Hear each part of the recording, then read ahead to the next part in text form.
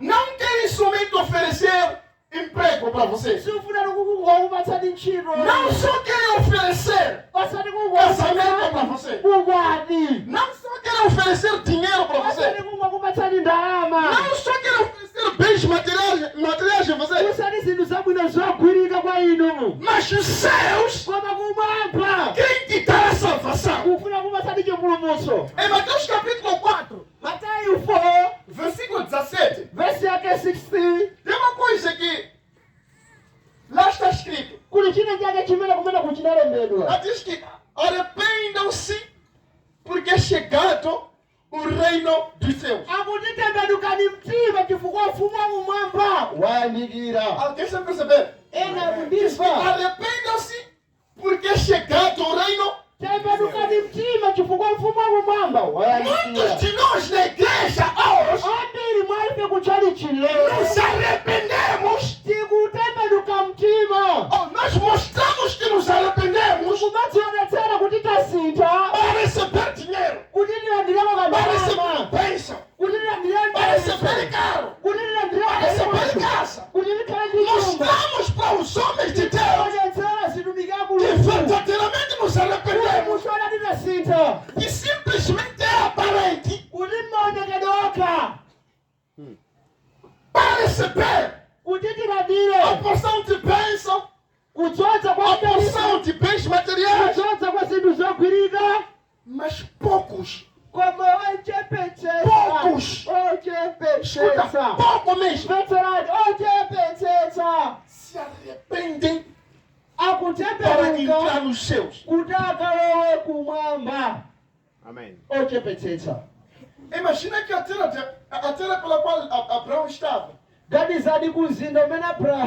uma terra como esta que nós estamos, cheia de pecado, cheia de iniquidade, cheia de malícia, cheia de problemas. Como é que as pessoas seriam salvas se não tivesse a fé de exemplo de Abraão? Deus olhou para a terra pela qual Abraão estava. Vai perecer. Vai perecer. Mas para lhe salvar, tinha que lhe tirar, lhe colocar num lugar pela qual lá ele anda durar verdadeiramente. Agora, onde isso entra com a promessa? Quando nós olhamos para 2 Coríntios, capítulo número 5, versículo 17. Chapter 5, verse 17. Diz muito bem lá. Assim que se alguém está em Cristo Jesus, nova criatura é. As coisas velhas já passaram. Eis que tudo se fez novo. Quando Deus visita Abraão em Gênesis capítulo 12, Deus visita justamente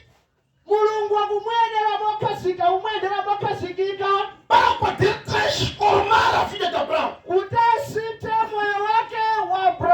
Por isso que a promessa era: abençoando te abençoarei, multiplicando te multiplicarei.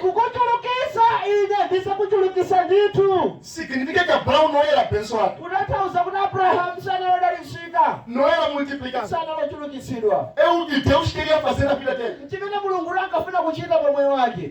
mas era preciso que ele mudasse. Por isso que estando ele em Deus, a sua vida passada já não fazia conta, já não se contava mais. Se ele também adorava ídolos, se ele era mentiroso, se ele roubava, se ele mentia, já não fazia mais conta, já era o passado dele. Por isso que Deus, quando chega na tua vida, quando Jesus chega na tua vida,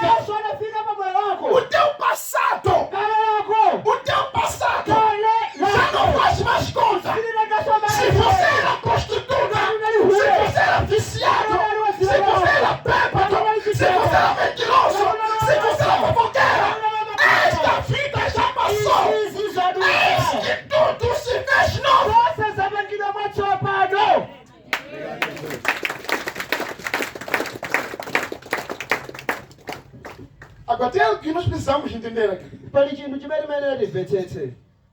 Tem pessoas que se dizem que estão em Cristo Jesus. Alipo ena amadzitchula kuti ali mwa Yesu. E a Bíblia está dizendo, Baibulo likunena. pois assim se alguém está em Cristo Jesus, Ngati wina ali mwa Khristu Yesu, nova criatura é. ndi chilengedwe chatsopano. Eu quero que você pergunte para teu irmão. Ndikufuna mufunse Diga, neba. irmã, Neba iwe. você é uma nova pessoa. Iwe ndiwe watsopano kodi ndiwe munthu wanyuwani. Você é uma nova pessoa. Iweyo munthu wanyuwani. Ou você é aquela mesma pessoa antiga? Kapena iwe ndiwe wakalekale uja. Não, acho que a pergunta não está chegando bem. Kapena funsa sunufika bwino. Pergunte, assim que você está, assim que você recebeu Jesus, Inuyo dale mmene muli pano mwamulandira Yesumu. você é uma nova pessoa. Inuyo ndi munthu watsopano. Diga, você é uma nova pessoa. Inuyo ndi munthu watsopano. Vocês não estão a me entender. Inuyo simukumvetsetsa. O maior problema de hoje, Chivuto cha masiku ano. temos muitas pessoas Tili ndi anthu ambiri que dizem que receberam Jesus amene amanena amulandira como Yesu. Senhor e suficiente Salvador das suas vidas. Avomereza ine kukhazikika mpulumutsi wa miyoyo yawo. Dizem que receberam Jesus Ana amulandiratu Yesu. e estão em Jesus. Ndipo ali mwa Yesuyo. Mas são mesmas pessoas de antes. Koma rundu okhaokhawo akalekale aja. Continua fofoqueira, Akupitiliza continua mmakutu. mentirosa, Akupitiliza rubodza. continua a cobiçar mulher dos outros, Akumasirira abe akazake. continua a prostituir, Akumapitiliza abe. continua a roubar, Awandamba vabe. continua a feitiçar. Ndathakati mpaka pano. Tipo, eu sou de Cristo. Kumalino ndinabona Eu só me confundi. Sou uma nova pessoa. Yesu Yesu. Ngero. Waidi. Aleluia. Jesus. Power. Jesus. Eu disse, glórias a Deus, vai acabar. Akuti glórias a Alguns Deus. vão parar de rir agora, vai te ver. Naleka kuseka muona. É que o teu maior problema, Chifuno chani chachikulu. você diz que já recebeu Jesus, Mukuti mwamulandira Yesu. mas quem recebe Jesus Koma amene amalandira Yesu. torna-se uma nova criatura, Amakhala chilengedwe chatsopano. torna-se uma nova pessoa. Amakhala munthu watsopano. E você diz que é nova pessoa, Inu mukuti ndinu munthu está em watsopano. Cristo Jesus, Muli mwa Yesu. mas continua a ser fofoqueira, Koma inu amudakali mmagunkha. continua a ser uma pessoa rabugenta, Inuyo ndinu munthu wakudziwa kuwakatswiri wasuntha. continua sendo uma prostituta. Akahule.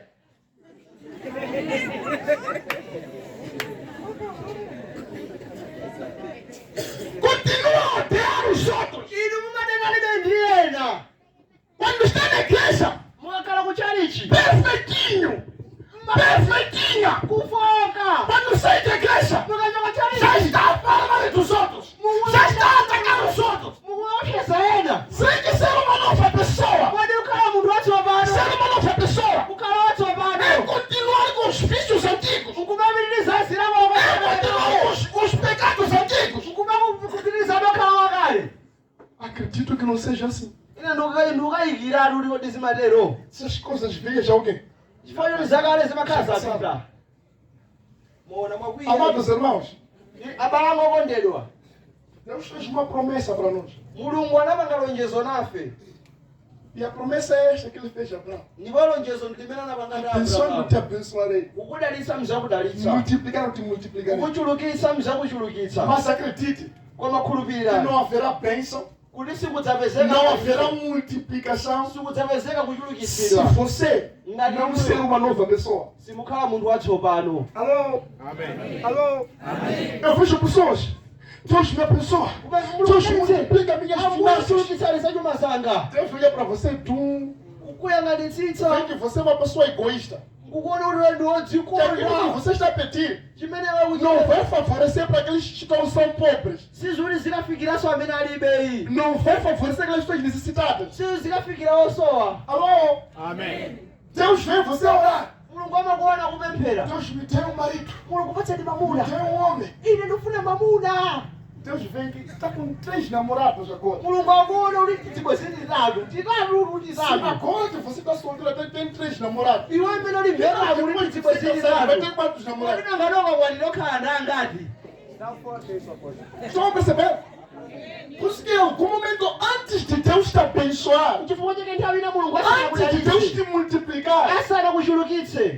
Deus faz? chimene mulungu amachita Deus te chiyani prova. mulungu amakuyesa Deus faz o quê?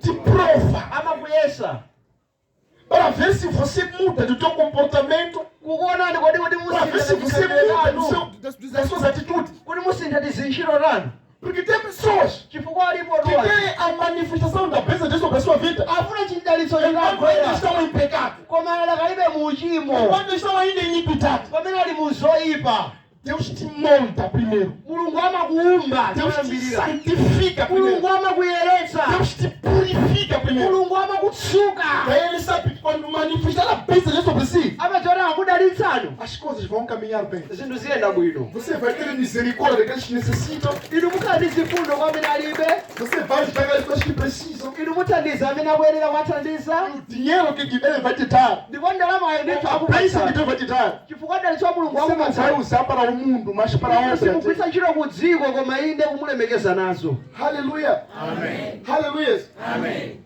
Mas presta atenção. koma khalani tcheru mvetsetsani Quando Deus faz a promessa pamene mulungu akupanga lonjezo para Abraão, kwa abrahamu a Bíblia diz que passaram 25 anos. wava zaka 25 ali zidadutsa A promessa chega a Abraão quando Abraão tinha 75 anos. lonjezo lukwaniritsa kwa abrahamu ali zaka 75 Sabe o que é esperar por uma bênção 25 anos? inu mukudziwa kuti kodi kudikira dalitso chani 25 years Pergunte para o teu irmão. mfunseni ne Se a banu promessa tivesse dado hoje para a sua vida, ngati akanakupatsa dalitso lero pa moyo wako você iria conseguir esperar 25 anos. inu mukadakwanitsa kudikirira zaka 25 ufuna kulandira dalitso Ok, vamos suponhar que a promessa ganizani tingoona kuti é para você casar. kuti ati Você mudzakwatira ia conseguir esperar ficar 25 anos sem casar. inu mukadadikira 25 years udikira kuti ndidzakwatira Tudo osakwatira bem, a promessa era para você ficar próspero ou rica. chabwino akuti mulemera Você iria conseguir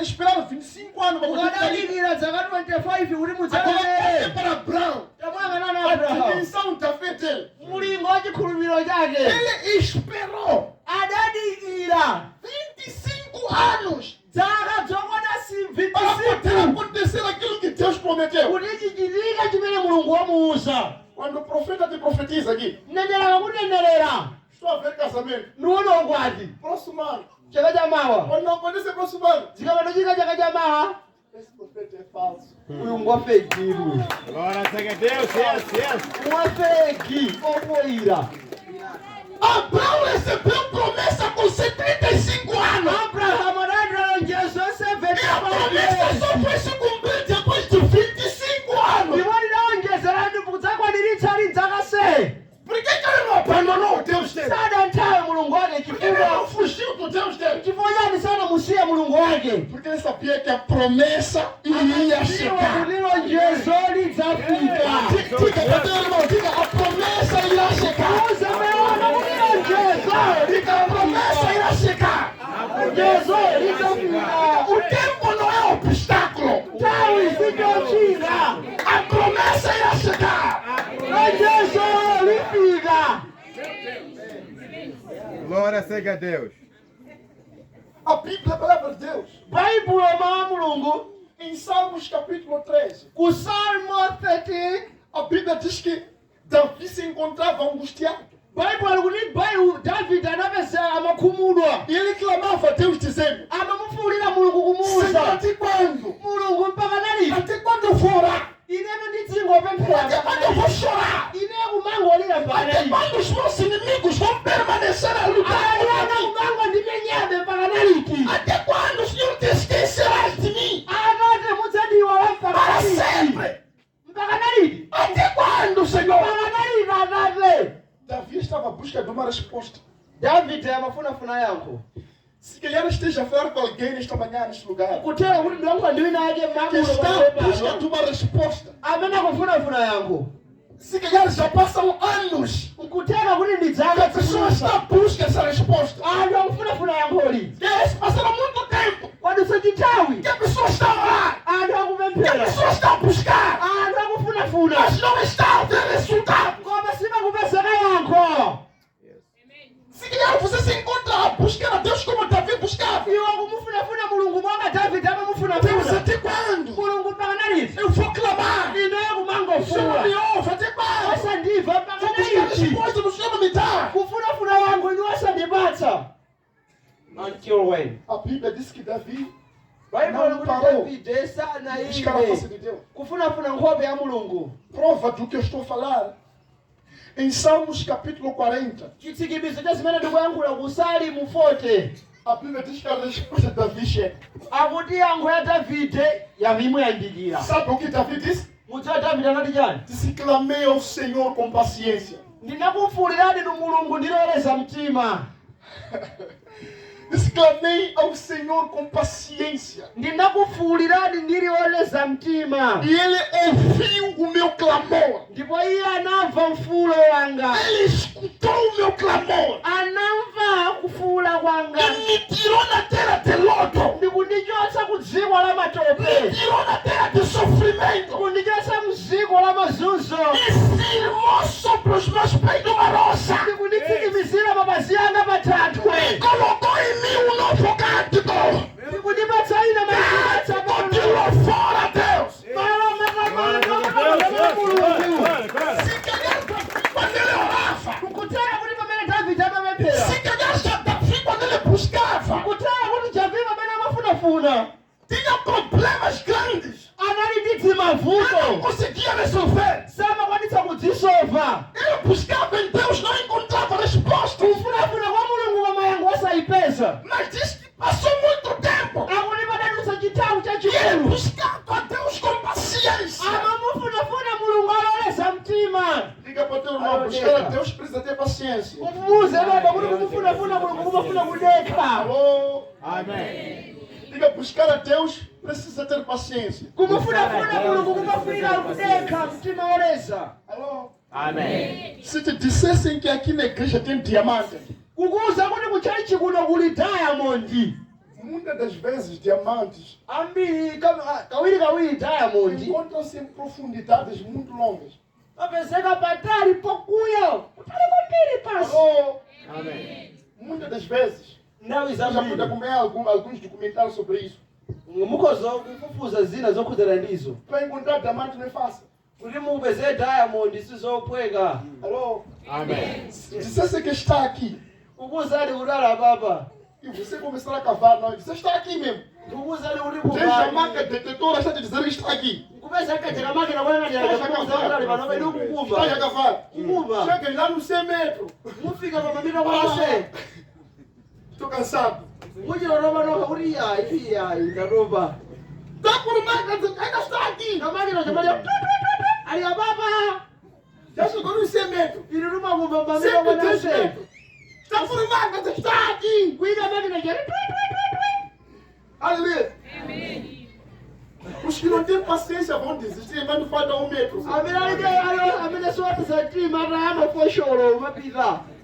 Aleluia. Amém. Os que não têm paciência vão desistir porque vai dar 1 metro mesmo. Amene saloleza tima asiya panatsala mita imodzi. E isso se compara com os filhos dessa igreja. Inu mukhoza fanizira izi ndani Tem manenga muitos lapimbo quando mu. estão a buscar a Deus. Amene Buscam com muito fervor. amayankhula ndi amafunafuna loteza. Amamufunafuna Mas mwamphamvu. quando está quase a se manifestar as bênçãos, Amapanangosaba de repente se levantam aí. mwadzidzidzi amayimirira kanyaoneka amaliya Glória seja Deus.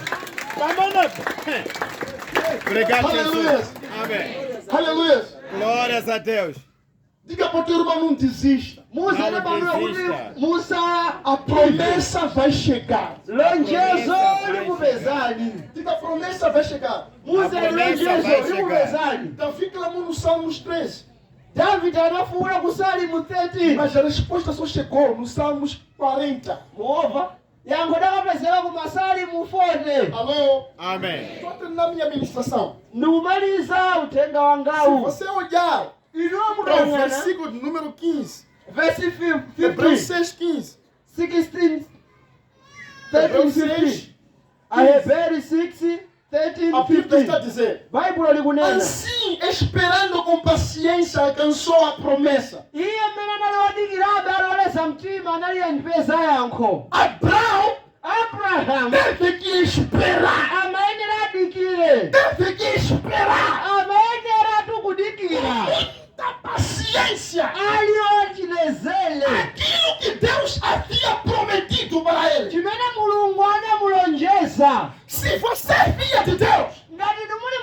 Se você é filho de Deus, ngati muli mwana wa Mulungu, não esperar com paciência. simudikira muloleza mtima.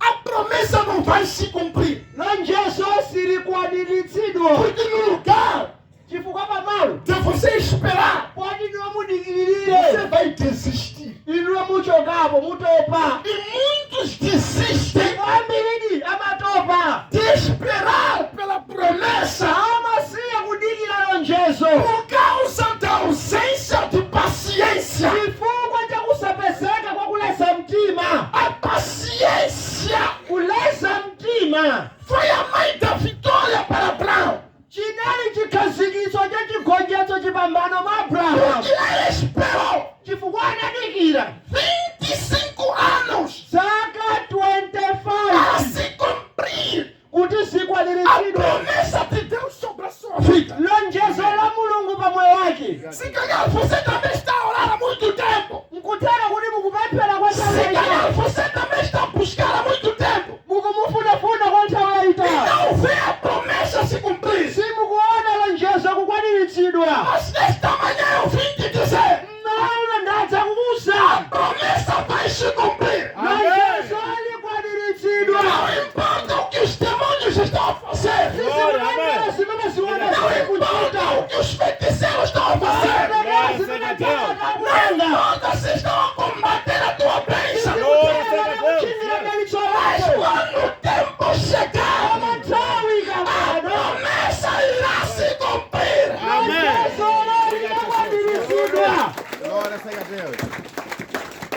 Aleluia. Amém. Eu estou terminando dizendo o seguinte: Ndikumaliza kunena kuti a promessa, lonjezo quando ela é determinada, likakhazikitsidwa ela tem um tempo para poder se cumprir. lili ndi nthawi kuti likwaniritsidwe, Seja ela demorando ngakhale lichedwe ou não demorando, kapena yayi, ela tem um tempo para poder se cumprir. lili ndi nthawi kuti likwaniritsidwe. E nós vemos, por exemplo, Ife tinaona ndithu mwachitsanzo quando Davi Davide é consagrado rei, pamene anadzozedwa kukhala mfumu quando ele koyambirira, recebeu a unção de rei, toyambirira anadzozedwa, ele não começou a governar no mesmo ano. sikuti mawa lake anayamba kuyamba ulamulirayi, Ele carregava a unção de rei, amangonyamula kudzoza kwa mas não chifumu, estava sentado no trono de rei. koma sanali nakhala pa mpando wa Porque chifumu. tinha alguém sentado naquele trono. Mwana alipo wina amene adakhala pa mpandopo. O que era necessário? Chimene chinkafunika ndi chani? Era necessário Kunali koyenera este que estava sentado no trono amene wakhala pa mpando wa chifumu pudesse sair achoke, para que aquele que carregava a promessa kuti amene pudesse entrar para governar. akhale noseri kuti mudzakhala pa Tem um bwezi. trono pelo qual você precisa governar. Uli Amen. mpando umodzi umene ndiomwenera mulamuliro. E este trono, Mpando todos os santos dias você está chorando. inuyo mutsiku Amen. lililonse la chilungamo muli kulira. Para alguns pode ser casamento, Wena akulira chifukwa cha para alguns ululu, pode ser um negócio, wena ndithu business, para alguns pode ser uma casa, ena ndithu nyumba para imene, alguns pode ser dinheiro, ena ndalama, para alguns pode ser alguma coisa pela qual não lhe tira, não lhe dá paz, wena não lhe dá sossego. chikozichapatsa mtendere. E sempre quando tenta buscar aquela coisa, Nthawi zonse akachifunafuna não chinthucho, vê aquela coisa acontecer. sachiona chinthu chita chikuchitika. Eu vim dizer, Ndabwera tem kudzakuwuzani. um tempo estabelecido Ilipo para nthawi que a promessa se yokhazikika cumpra. kuti dalitso lonjezo Não likwaniritsidwe. importa Sizitengera quanto tempo você esteja a chorar. nthawi yayikulu bwanji mwalira. Ana também, em 1 Samuel, chorou bastante. Hana kuwani Samuel analira kwa kupiri. Viu a sua rival Penina. Adauliria filho. kuyawa kwa Nascer mwana. segundo filho. Wachiwiri kubera. Nascer terceiro filho. Bereka wachitatu. Nascer quarto filho. Bereka wachitatu. Nascer quinto filho. Bereka wachisanu. E ela zero. Iye uma kwa. Porque a Bíblia diz Chifukwa Baibulo Deus likunena. que tinha selado a sua madre. Mulungu anatseka kuchigwira chiberekero chake. Mas a Bíblia, a palavra de Deus, Baibulo limene ndi mawu a Mulungu. diz que Ana era uma adoradora. Akuti Hana Ana adorava a Deus tremendamente. mupembedza Mulungu. Prova viva pela qual Chitsikimizo a chokhazikika. Bíblia diz que como o tempo certo Baibulo likuti mu nthawi yoyikika. se cumpre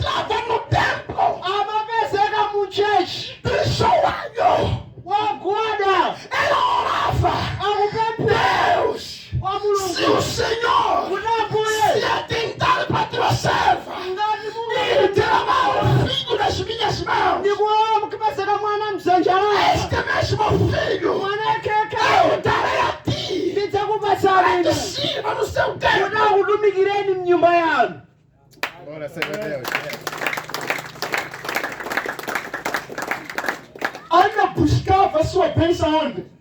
Ana amafuna Na igreja, no templo. kuchechi. Pergunte para a tua irmã, onde você está buscando a tua bênção? Salizame kuti ndalitsowana mumakafuna kuti. Pergunte onde você está buscando a tua bênção. Kufuzi titsele kuti ndalitsowana mumakausana kuti. Alguns que estão sentados aqui, Ena amene makhalakhala apa, se nós queremos observar, ngati tikufuna tionetsetse. não cheio de linhas de curandeiro aqui na cintura. Ali tithu titonje mchuno wona kwasing'anga. Não cheio de 11 aqui no corpo. Adokhabani m'matupi mwanumu. Por quê? Porque a bênção deles, Chifukwa a dalitsola saúde deles, tensirawo. a multiplicação deles, Kuchulukitsidwa eles kwawo. buscam no curandeiro, Amafunafuna kwasing'anga. buscam nos quimbandistas. Amafunafuna kwa amatsenga. E quando chega domingo, Ikafika Sande, revela-se aquilo que Ezequiel capítulo 33 diz. zimaululidwe zimene Ezekiel 33 adanena. No versículo 33 diz que o meu povo veio até ti. Vamos ouvir o que aquele profeta quer pregar. Amabwera ano ngati mchana Ezekiel kuti amabwera kuti tikamve kuti mtumiki akanena chiyani. Diz que eles se assentam como se assenta o meu povo na cadeira. Akutidwa kumakhala ngati mmene akhalira ana anga pa mpando. Eles louvam como o meu povo louva. Amalambira monga ana anga akundilambira. Mas quando o profeta está a pregar, Koma mneneri akatumikira. eles não põem em prática. Iwo sachita. Eles não põem em prática Sachita. aquilo que está sendo ministrado. Chimene chikutumikidwacho. Amém. Não adianta, irmã. Palibe phindu. Você vem na igreja, Inu kubwera kuchalichi. dobra o joelho, Kupinda começa a maondo. dizer, Deus, Kumanena me mulungu. perdoa. Khululukire. Lágrimas aqui. Deus, me Maria. perdoa. Mulungu Eu khululukire. peguei. Me perdoa. Ndikhululukireni. Até você dizer, ih, Anthu kumene devemos estar se arrepender mesmo. uyudi lwakulapa atu uyu. Está a buscar mesmo a Deus. Uyu akumfunafuna adi mulungu. Depois de ser da igreja, Kuja kwachalichi. está a fazer a mesma coisa. Mukupanga chimodzimodzicho. Está a fazer a mesma coisa. Kuchitabe Pela qual chimodzimodzicho. eu perdi perdão na igreja. Umatsayira kulilira kugudumuka kuti mulungu khululukireni. Ana era uma adoradora. Hana anali opembedza. Não saía da presença de Deus por nada. Samadzichotsa pamaso pa mulungu pa chilichonse. Por isso, por mais que demorou a promessa acontecer na vida dela, Wakhala lonjeso quando Deus se lembrou, mulungu pamene analikumbukira. quando Deus se lembrou, Pamene mulungu anakumbukira. tinha uma promessa sobre ela. Panali lonjeso pa iye. Foi no mesmo dia, Linali tsiku quando ela limodzi. orava na igreja, Pamene iye anali kupemphera ku ela chechi. teve a sua resposta. Anali Amen. nalo analandira Glória seja a yake. Deus. Yes. Se quisesse levar para alguém Kutera kuti ndikuyankhula que está a vir para aqui já há muitos anos, amene akubwera kuno kwa zaka que zambiri. já está a vir aqui há muitos meses, Abwera kuno kwa miyezi e não yambiri. consegue ver a resposta. Sakuliona Se yango. você ler em 1 Samuel, Mukawerenga kuwanitsa pamene. também Ana Hanaso. ia muitos dias na igreja. Amapiri atu masiku Todos os ambiri. finais dos anos, Mapero kwina ela ia com seu marido amapiri andani e nake. dar sacrifício no Mukapereka altar. mphatso. Mukapereka msembe kugome. Ela não saía da igreja. Samatuluka mnyumba Por mkachisi. isso que a bênção dela Chifukwa chake dalitso se lake manifestou no tempo certo linapezeka pa nthawi yoyikika. na igreja. Muchalichi momwemo. Aleluia. Amém. Aleluia. Amém. Ana não trocou de igreja. Ana atu sadasinthe. Permaneceu com o mesmo pastor que era Eli. Anakhazikika dabuso. Permaneceu no mesmo templo. Glória seja a Anakazikika Deus. kuchalichi Revelação momwemo. E prática. foi naquele mesmo templo Ndipo inali chalichi que se yokhayokayo. manifestou Imene a munaonekera. promessa de Deus sobre a vida dela. Lonjezo la mulungu pa moyo Eu wake. estou a terminar a minha ministração. Ndikumalizano uthenga Porque não wangawo. quero vos cansar. Sindifuna kukutopetsani. Eu disse, vou repetir novamente. Ndanena ndibwerezanso kachikena. Nós temos que ter paciência. Tikuyenera khala oleza mtima. Amém. Que ter paciência. Kukhala oleza mtima. Esperar em Deus. Kudikira kwa mulungu. Esperar na casa de Deus. Kudikira mu nyumba Com yake. paciência. Oleza mtima. Porque no tempo em